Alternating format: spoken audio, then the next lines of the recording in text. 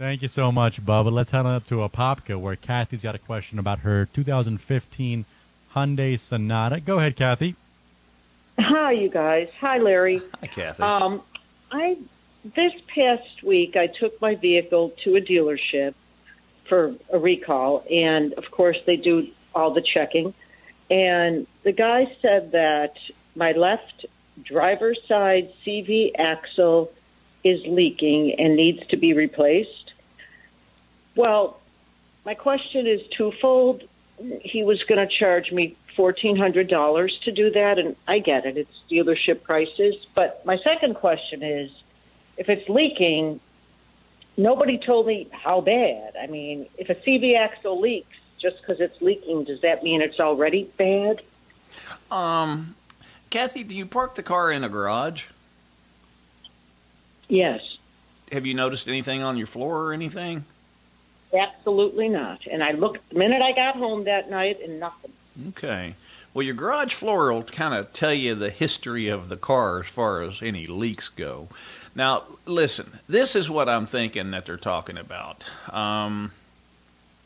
They're probably talking. See, there's two things by you telling me this. Okay, the left front axle is leaking. All right. It could be a drive axle boot, or it could be a seal in the transmission itself. And I don't know which one they were referring to. Now, if it needs a drive axles, you've got boots on each end of your drive axle. And what the boots are to seal grease so that your CV joints get plenty of lubrication.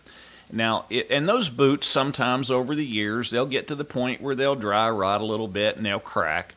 And sometimes, depending on the condition, sometimes just the boot itself can be replaced.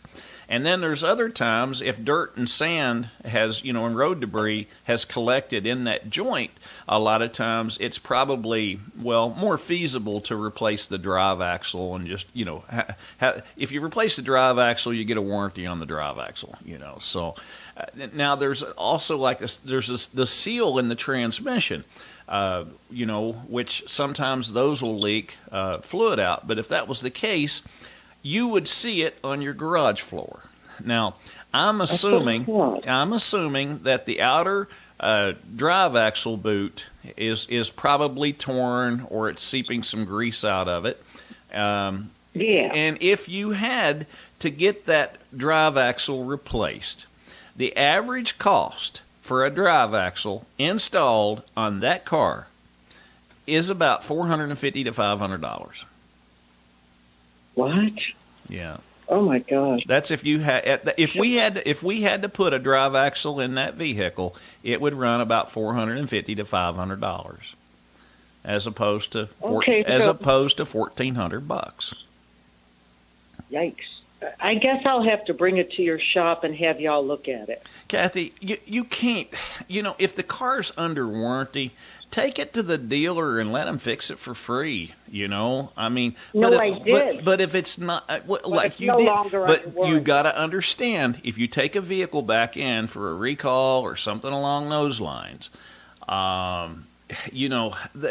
that's an opportunity for them to pounce on you.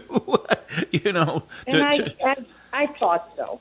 A consumer's got to use their common sense, and in this case here, you're literally paying for somebody else's Christmas is what you're doing, and it's. I kind of felt that way. Yeah. But I even got the wink, wink, nod, nod when I declined from the service person who services you in a dealership, not the guy fixing it. But I said, no, I can't do that now, no. But nobody would answer me, is my axle going to fall off on I-4 because I drive it every day?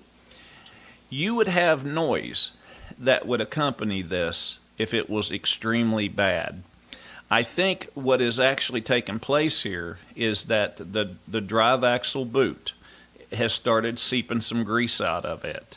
And if the boot can be replaced, Kathy, it would be less than the drive axle replacement.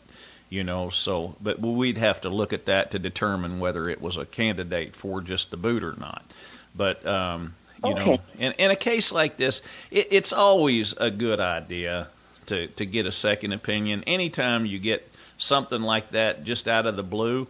Now, on your Hyundai Sonata, let me just ask you this. What was the recall that you took it back to the dealer for? Something to do with turn signals and a computer potential malfunction that could make you say you're turning one way, but you're really turning the other. Okay. All right. So, well, then it was something you should have took it back, because that's a program issue most likely that had to be redone on it. You got to be careful. The ones that you want to be concerned with are the ones that come from Hyundai or the manufacturer, not one from a local dealer. If you get one from a local dealer telling you that there's a recall, that's usually a big red flag. So you have to kind of take that with a grain of salt. But if it comes from the manufacturer itself, then a lot of times the National Highway Traffic Safety Administration has ordered them to perform a recall. And if that's the case, then by all means you need to take it in and have them take care of it. So I hope that helps you out, Kathy, and at the least I hope even if you have to have something done to it, I hope it saves you some money. How's that? Absolutely, and I'll stop by and have y'all look at it. All right, sounds good.